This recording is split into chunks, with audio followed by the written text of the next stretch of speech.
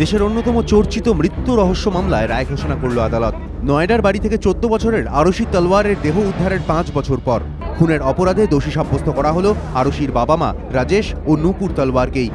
সোমবার দুপুর প্রায় 3:30 নাগাদ গাজিয়াবাদের বিশেষ সিবিআই আদালতের বিচারক রায় দেন আরুষির বাবা রাজেশ তলওয়ারের বিরুদ্ধে ভারতীয় দণ্ডবিধির 302 নম্বর ধারায় খুন, 201 নম্বর ধারায় তথ্য প্রমাণ লোপাট এবং 203 ধারায় কোনো অপরাধের প্রেক্ষিতে ভুল তথ্য প্রদানের অপরাধে দোষী সাব্যস্ত করা হয়েছে। আরুষির মা নূপুর তলওয়ারকে ভারতীয় দণ্ডবিধির 302 ধারায় খুন এবং 201 ধারায় প্রমাণ লোপাটের অপরাধে দোষী সাব্যস্ত করা হয়েছে। রায় শুনে এদিন আদালতের মধ্যেই কেঁদে ফেলেন তলওয়ার দম্পতি। পরে তলওয়ার দম্পতি জানিয়েছেন রায়কে চ্যালেঞ্জ করে তারা হাইকোর্টে দ্বারস্থ হবেন। তাহেলকা কাণ্ডে নয়া মোড়, পদত্যাগ করলেন অভিযোগকারিণী সাংবাদিক। অন্যদিকে আজই দিল্লি হাইকোর্ট আগাম জামিনের আবেদন করেছেন যৌন নির্যাতনে অভিযুক্ত তাহেলকার সম্পাদক তরুণ তেজপাল। কিছুদিন আগে তাহেলকার এক সাংবাদিক অভিযোগ করেন গোয়ার একটি হোটেলে তাকে যৌন নির্যাতন করেছেন পত্রিকার সম্পাদক তরুণ তেজপাল। এরপর তরুণ তেজপালের বিরুদ্ধে এফআইআর দায়ের করে গোয়া পুলিশ। ঘটনার তদন্তে তাহেলকার ম্যানেজিং এডিটর সোমা চৌধুরীকে জিজ্ঞাসাবাদ করে পুলিশ। অভিযোগকারিণীর 3 সহকর্মীরও বয়ান রেকর্ড করা হয়। দক্ষিণ আফ্রিকায় অ্যাসিড টেস্টের আগে ভারতীয় স্কোয়াডে বাংলার 2 মুখ, ঋদ্ধিমান সাহা ও মোহাম্মদ সামি। টেস্ট স্কোয়াডে ঠাঁই হয়েছে ঋদ্ধিমানের। অন্যদিকে ক্যারিবিয়ানদের বিরুদ্ধে দুরন্ত বোলিংয়ের সুবাদে টেস্ট একদিনের স্কোয়াডের ভিসা পেয়ে গেলেন মোহাম্মদ সামিও। অন্যদিকে দীর্ঘদিন পর দলে প্রত্যাবর্তন পেসার জাহির খানের।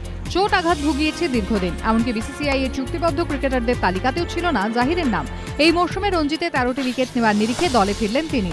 জাহিরের অভিজ্ঞতা যে দক্ষিণ আফ্রিকা সিরিজে দলের কাজে লাগবে কথা আগেই বলেছিলেন সৌরভ গঙ্গোপাধ্যায়।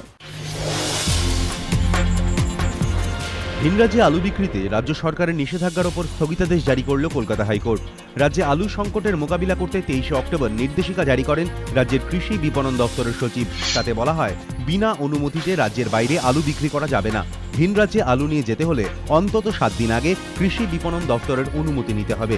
রাজ্য সরকারের এই নির্দেশকে চ্যালেঞ্জ করে হাইকোর্টে মামলা করেন 2 আলু ব্যবসায়ী।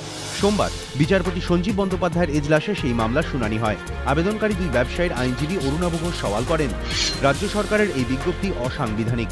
সংবিধানের 301 ধারায় বলা আছে দেশ জুড়ে অবাধে বাণিজ্য করা যাবে। এই বিজ্ঞপ্তি সংবিধানের সেই ধারার পরিপন্থী।